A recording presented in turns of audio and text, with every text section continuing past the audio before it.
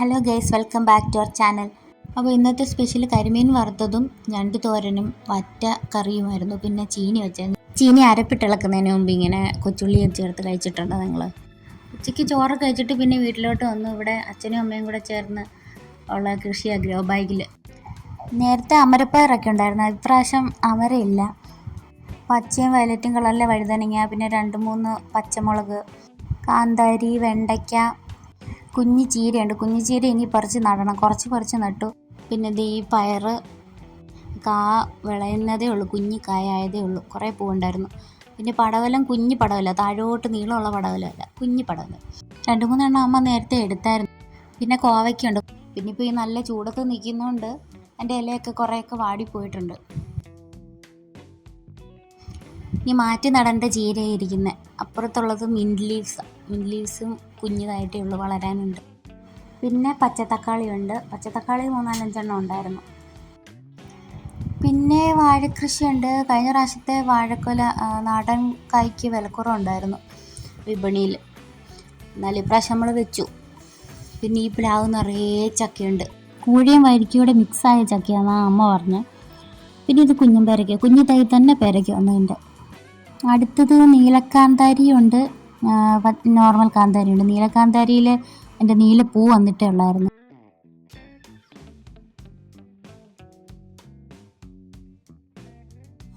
അങ്ങനെ ഞങ്ങൾ ഓരോന്നോരോന്നിങ്ങനെ കണ്ടുകൊണ്ടിരുന്നപ്പോൾ red lady, ഒരു കുഞ്ഞു റെഡ് ലേഡി പഴുത്ത് കിട്ടി. അതുകൊണ്ട് പാപ്പു പോയി. ഇത് മൂവാണ്ടമാവ് വെയിറ്റ് കൂടിയതാണോ ചൂട് കൊണ്ടാണെന്ന് അറിയില്ല, ഒടിഞ്ഞ് താഴോട്ട് വീണ്. 2 കവർ മാങ്ങ ഉണ്ടായിരുന്നു. ഭയങ്കര വിഷമമായിപ്പോയി. പഴുക്കാൻ വേണ്ടി നിർത്തിയതായിരുന്നു. പിന്നെ ഇതൊക്കെ അമ്മയുടെ ചെടി സെക്ഷനാണ്. ഇത്തവണ കുറച്ച് ബൊഗൻവില്ലാസും കൂടെ ആഡ് ചെയ്തിട്ടുണ്ട്. ബൊഗൻവില്ലയൊക്കെ പൂ പിടിച്ച് വരുന്നതേ ഉള്ളൂ. ആ ഒടിഞ്ഞു വീണ മാങ്ങയുടെ കമ്പിൽ നിന്ന് 2 കവർ മാങ്ങ കിട്ടിയായിരുന്നു. അതിലെ പകുതിയും വിളഞ്ഞു വരുന്നേ ഉള്ളായിരുന്നു, പൊട്ടായിരുന്നു. പിന്നെ കുറച്ച് ചേനയൊക്കെ നട്ടിട്ടുണ്ട്. കാച്ചിലിൻ്റെ സമയം ആവുന്നേ ഉള്ളൂ നടാൻ വേണ്ടിയിട്ട്. നമ്മൾ മാറ്റി നട്ട ചീരയത്. അതിലൊരു വട്ടം, 2 വട്ടം തോരൻ വെച്ചു. നമ്മുടെ വീടിൻ്റെ മൂലയ്ക്ക് ഇരിക്കുന്ന പാല, രക്ഷയില്ലാത്ത പാല. ഇതിൻ്റെ പൂ ആവുന്ന സമയത്ത് ഭയങ്കര മണമാണ്. എനിക്കത് തലവേദന എടുക്കും ആ സ്മെല്ല്. ഇത് നമ്മുടെ മരോട്ടിക്കായുടെ, നമ്മൾ ദീപാവലിക്കൊക്കെ എടുക്കുമായിരുന്നു ആ കായ. ഇതിങ്ങനെ മുകളിൽ നിന്ന് താഴെയിടുമ്പോൾ പമ്പരം പോലെ ഇങ്ങനെ കറങ്ങിപ്പോവും. വൈകിട്ട് പിന്നെ അമ്പലത്തിൽ പൂജയായിരുന്നു. രാവിലെ പൂജ ഉണ്ടായിരുന്നു, പോകാൻ പറ്റിയില്ല. വൈകിട്ട് ദീപാരാധന ഉള്ളതുകൊണ്ട് പോയി. കണിക്കൊന്നയൊക്കെ എല്ലായിടത്തും പൂത്തു. ഞാൻ അന്നേരം പിന്നെ പെട്ടെന്ന് അവിടെ നിന്ന് പൂ പിച്ചി ഒരു മാല ദേവിക്ക് സമർപ്പിച്ചു. പിന്നെ ദീപാരാധനയൊക്കെ കഴിഞ്ഞു. വൈകിട്ടത്തെ പ്രസാദമൊക്കെ കിട്ടി. രാവിലത്തെ പ്രസാദം അച്ഛൻ കൊണ്ടുവന്നായിരുന്നു, അത് ഞാൻ കഴിച്ചു. പിറ്റേ ദിവസം അമ്മയും കുഞ്ഞമ്മയും എല്ലാവരും കൂടെ ആറ്റുകാൽ പോകുന്നെന്ന് പറഞ്ഞു. അപ്പോൾ ഞാനും വിചാരിച്ചു, കുറേ വർഷങ്ങളായി ഞാൻ പോയിട്ട്. ഞാൻ +2 എന്തോ പഠിക്കുമ്പോഴാണെന്ന് തോന്നുന്നു ലാസ്റ്റിൽ പോയത്. പിന്നെ പോകാൻ പറ്റിയില്ല. അങ്ങനെ ഞങ്ങൾ എല്ലാവരും കൂടെ ട്രെയിനിൽ പോയി. അത് എടുത്തു പറയാൻ കാര്യം എന്താണെന്ന് വെച്ചാൽ, ഞങ്ങൾക്ക് 3 പേർക്കും ട്രെയിനിൽ കയറാൻ പേടിയാണ്. എപ്പോഴും പോകുമ്പോൾ ആരെങ്കിലും അറിയാവുന്ന ഒരാൾ കാണും കൂടെ. ഇത്തവണ ഞാൻ ബാംഗ്ലൂരിൽ പോയൊരു എക്സ്പീരിയൻസ് കൊണ്ട് ഞാൻ പറഞ്ഞു ഞാനുണ്ടെന്ന് പറഞ്ഞിട്ട് ഞാൻ അവരെയും വിളിച്ചുകൊണ്ട് പോയി. ഇത് ചിറ്റപ്പൻ ഗുരുവായൂരിൽ കൊണ്ടുവന്ന ലഡുവായിരുന്നു. ഒരു കുഞ്ഞു ബോംബ് പോലെയൊക്കെ ആയിരുന്നു അതിൻ്റെ പാക്കിങ്. പിന്നെ അതിൻ്റെ നട്ട്സ് എല്ലാം കൂടെ ചേർത്തിട്ട് പ്രിപ്പയർ ചെയ്തതെന്നായിരുന്നു എഴുതിയേക്കുന്നത്. അങ്ങനെ 10 മണിയൊക്കെ ആയപ്പം ആറ്റുകാലെത്തി. ഞങ്ങൾ ചെന്നപ്പോൾ തന്നെ ഫുള്ള് തിരക്കായിരുന്നു. കാരണം അന്ന് ഞായറാഴ്ചയായിരുന്നു, പ്ലസ് 1-ാം തീയതിയും കൂടിയായിരുന്നു. 10:15 തൊഴാൻ നിന്നിട്ട് 10:45 ഞങ്ങൾ തൊഴുതിട്ടിറങ്ങി. ഇത് ദേവിയുടെ ഫ്രണ്ടിൽ അവിടെ ഉടുപ്പിക്കുന്ന സാരിയുണ്ട്, അത് ലേലത്തിന് കൊടുക്കുന്നതായിരുന്നു. അതൊക്കെ കണ്ടു. ഞാൻ വീഡിയോ ഒക്കെ എടുത്തു കഴിഞ്ഞിട്ടാണ് അവിടെ എഴുതി വെച്ചേക്കുന്നത് ശ്രദ്ധിച്ചു. അപ്പോൾ പോലീസുകാർ വന്നെന്നെ എന്നോട് പറഞ്ഞു എടുക്കരുത്. അപ്പോൾ പിന്നെ ഞാൻ ഇങ്ങ് പോരും. പിന്നെ ഇഡലിയൊക്കെ കൊണ്ടുവന്നായിരുന്നു, അതൊക്കെ കഴിച്ചിട്ട് ഞങ്ങൾ വെറുതെ കടയിലൊക്കെ ഇങ്ങനെ ഞാൻ മാഗ്നറ്റ് തപ്പി നടന്നു. അങ്ങനെ എന്തായാലും മാഗ്നറ്റൊക്കെ വാങ്ങിച്ചിട്ട് തിരിച്ച് വീട്ടിൽ വന്നു. നമ്മുടെ മാവേന്ന് നിന്ന് പൊഴിഞ്ഞു വീണ ആ മൂവാണ്ടന ഞാൻ കുറച്ച് അരിഞ്ഞ് വെയിലത്ത് വെച്ച്. ഈ മാവാണെങ്കിൽ വെട്ടിക്കളയാന്ന് പറഞ്ഞ് നിൽക്കുമായിരുന്നു. അതിൻ്റെ മൂടെല്ലാം ഇളകി, മാങ്ങയൊന്നുമില്ലായിരുന്നു. അങ്ങനെ പറഞ്ഞതിന് ശേഷം മാങ്ങ പിടിച്ചു. പഴുത്തതും കിട്ടി, നല്ലതായിരുന്നു. പിന്നെ അന്ന് വൈകിട്ട് ഞങ്ങൾ നേരെ വയ്യാങ്കരച്ചിറയിലോട്ട് പോയി. Green forest, Pachakkad.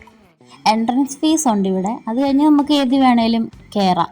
അപ്പോൾ അവിടെ പുഞ്ചയുണ്ട്, പുഞ്ചയിൽ പെഡൽ ബോട്ടൊക്കെ ഉണ്ട്. പിന്നെ ഈ കാണുന്ന എല്ലാം അവിടെ ഉണ്ട്. ഇപ്പം വെയിലും ചൂടൊക്കെ ആയതുകൊണ്ട് ആൾക്കാർ ഈ സമയത്തൊന്നും വരുന്നില്ല. പക്ഷെ ഞങ്ങൾ തിരിച്ചു പോകുന്ന സമയത്ത് നല്ല ആൾക്കാരുണ്ടായിരുന്നു. ഞങ്ങൾ കുറച്ച് നേരത്തെ ഇങ്ങ് വന്നു. സന്ധ്യ ആവുന്ന സമയത്താണ് വന്നത്. അപ്പോഴത്തെ ആരും ഇല്ലായിരുന്നു. അപ്പം നമുക്ക് സ്വസ്ഥമായിട്ട് ഇങ്ങനെ കാണുകയൊക്കെ ചെയ്യാമായിരുന്നു. പിന്നെ അവിടെ ഹോട്ടലും എല്ലാം അടച്ചിട്ടേക്കുമായിരുന്നു. ഇനിയും ആളില്ലാഞ്ഞുകൊണ്ട് മറ്റേ ഗ്യാസിൻ്റെ പ്രശ്നം കൊണ്ടാണോ അതോ ആൾ വരുന്ന സമയം ആവാഞ്ഞുകൊണ്ടാണോ എന്നറിയില്ല.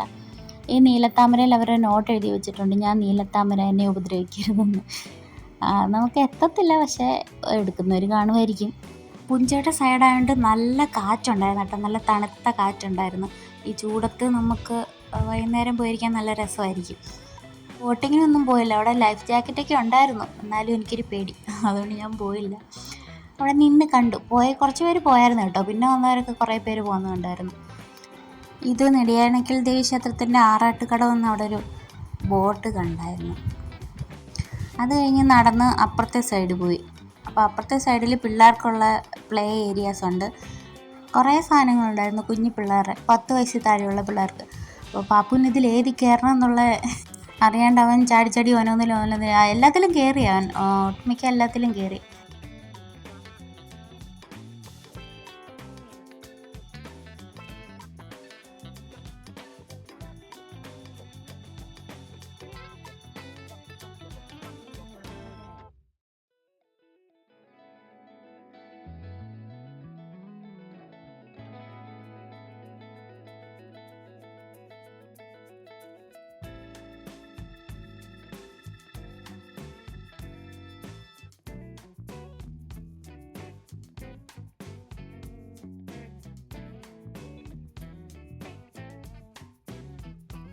അതിസാഹസികമായ ലക്ഷ്യം മുന്നിൽ കണ്ട് ഞാൻ അമ്പ് ചെയ്യാൻ തീരുമാനിച്ചു. അങ്ങനെ അത് തിരിച്ച് കൈ വന്നടിക്കുമെന്ന് എനിക്കൊരു പേടിയുണ്ടായിരുന്നു. എന്നാലും ഞാൻ വളരെ വിജയകരമായി തോറ്റുപോയി. പിന്നെ പറ്റുന്ന പണിക്ക് പോകാമെന്ന് പറഞ്ഞ് അവിടെ ഓപ്പൺ ജിം ഉണ്ടായിരുന്നു, അതിലെല്ലാം ചാടി കയറി. അത് നല്ലൊരു ഇതായിട്ട് തോന്നി. നമുക്ക് പിള്ളേരവിടെ കളിക്കുമ്പം നമുക്കതിൽ ചെയ്യാം. പിന്നെ ഇതിലിതുപോലെ ഊഞ്ഞാലാടുന്ന ഒരെണ്ണം നമുക്കും ഉണ്ടായിരുന്നു. പിന്നെ സൺസെറ്റ് കണ്ട് ഇതവിടെ എന്തോ ഒരു ഫൗണ്ടൻ അവർ ഉണ്ടാക്കുന്നതേ ഉള്ളൂ. പിന്നെ കുഞ്ഞൊരു അക്വേറിയം സെക്ഷനൊക്കെ ഉണ്ടായിരുന്നു, അതൊക്കെ കയറി കണ്ടു.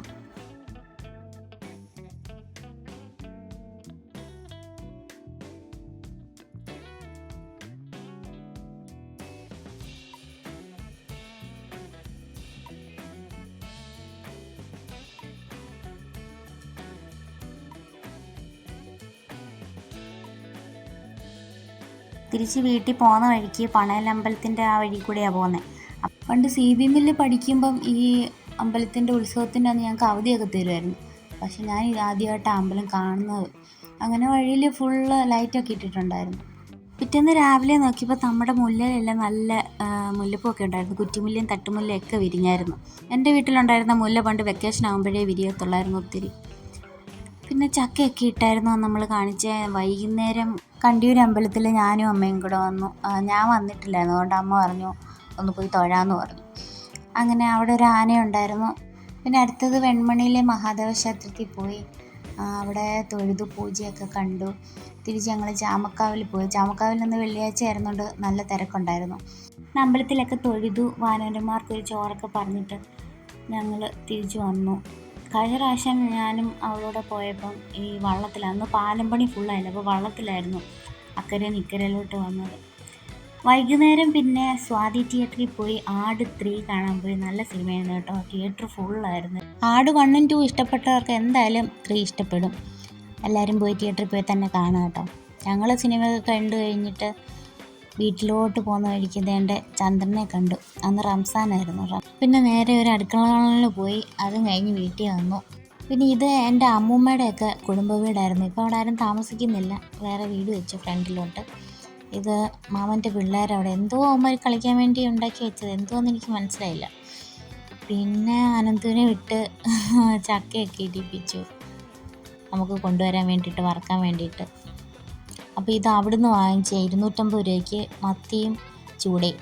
സത്യത്തിൽ അവിടെ ചെന്നിട്ട് ഞാൻ പ്രത്യേകിച്ച് വീഡിയോ ഒന്നും എടുത്തില്ല, എല്ലാവരുമായിട്ടും കാര്യം പറഞ്ഞൊക്കെ ഇരിക്കുമായിരുന്നു. അക്കരെ ഇക്കരയും 2 വീടുണ്ട്, അപ്പോൾ അവിടെ ഇവിടെയൊക്കെ പോയി അങ്ങനെയൊക്കെ ഇരിക്കുമായിരുന്നു.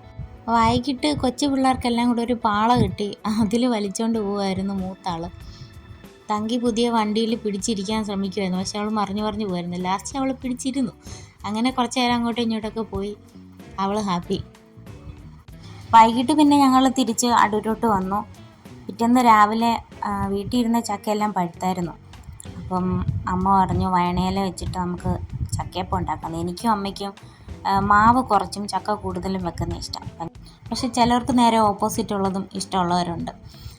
അങ്ങനെ അത് വെച്ചു. അപ്പോൾ വാഴയിലാകുമ്പോൾ അതിൻ്റെ ഒരു ടേസ്റ്റ് കൂടെ വരുമല്ലോ എന്ന് വെച്ച് വാഴയിൽ വെച്ചു. അല്ലെങ്കിൽ വാഴയിലാണ് വെക്കാറുള്ളത്. പിന്നെ രാവിലത്തെ ജോലി ഉച്ചക്കത്തെ ജോലിയെല്ലാം ഒതുക്കിയിട്ട് ഞാനും അമ്മയും കുഞ്ഞമ്മയും കൂടെ ചക്ക വറക്കാൻ തുടങ്ങി. ഇന്നലെ കൊണ്ടുവന്ന ചക്ക അത് കൈയോടെ വറുത്തിച്ചു. നല്ല വിളഞ്ഞായിരുന്നു. അപ്പോൾ ഇന്നത്തെ വീഡിയോ ഇത്രയേ ഉള്ളൂ. അടുത്ത വീഡിയോ ആയിട്ട് ഉടനെ കാണാം. അതുവരെ ബായ്.